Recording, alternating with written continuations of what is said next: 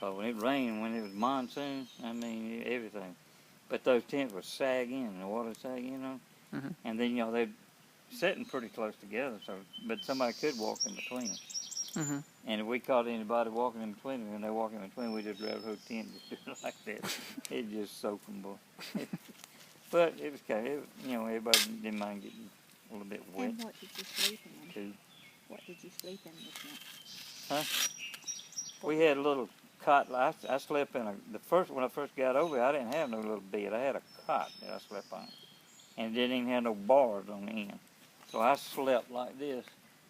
I couldn't even roll over because you sleeping in a ditch. You know, things like that. I just go to sleep like that. Well, it felt good though.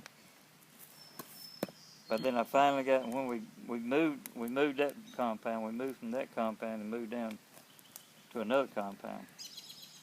And we went down there and they built little buildings down there for us. But we had sandbags about 4 foot wide, up, you know, high as that fence.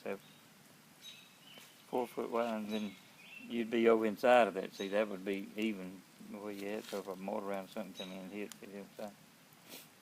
Our switchboard room got mortared one night. Our switchboard room and was made in the corner of another little building where we'd keep all of our, you know, wire supplies and all that stuff. You know, we'd go lay in wire line and stuff. And so that little bit, one little corner, we had it sandbagged in. You know, big sandbags all around on the side of it, and over on top of it and everything. Mm-hmm. And had a little window thing we could draw down so because you couldn't leave the switchboard. You know, even during the mortar attack or anything, you know, somebody had to stay there to run that switchboard, you know. And so, and if we ever started getting hit at night, I always had to try to get down the back way, you know, to get down and, you know, through the back. To get down there to be with, you know, who was on the switchboard at the time, where there'd be two of us. Anyway, and I went down there one night, and there was this guy. I don't remember what his name was. I can't remember his name. But anyway, he was a good guy, and he was a good switchboard operator. But we was getting mortar one night, and they tried to hit them helicopters over there close to where we were at. And that's what they wanted to try to hit when they was mortaring, you know, shooting mortars in out of there. It was a big old rice paddy out there, and they had to come down halfway of that rice paddy, in that rice paddy, in order to throw them mortar rounds in. So we'd just shoot that whole rice paddy just full, boy. We just fill it up with, you know, because we had Field Special Forces right next to us. Or we just, you know, we had them M60 machine guns on the front line. We just fill that field up out there, and we'd fire.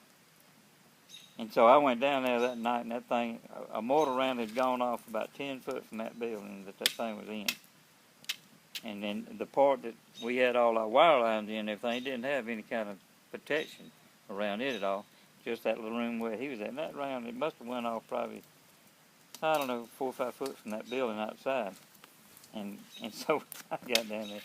Well, I told him, I said, anytime we getting hit, I said, I want you to roll the chair back and sit on the floor. I said, you reach up and work the lines like this, you know. Mm-hmm. You know, I said, you always do that. I said, don't you ever try to set up no chair.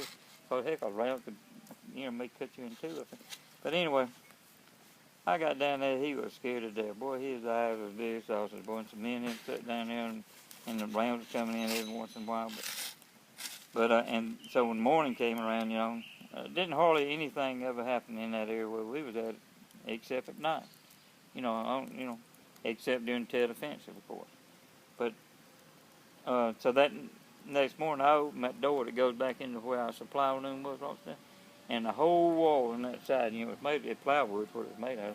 That whole wall on that side, it was 5/8 inch plywood, I think, what that was. But anyway, it looked like somebody had went up there and stuck toothpicks all over that wall. I mean, where little pieces of metal, you know, from them mortar rounds, it come through, and it just left a little bitty, looked like toothpicks up on the wall. I mean, that's what it looked like.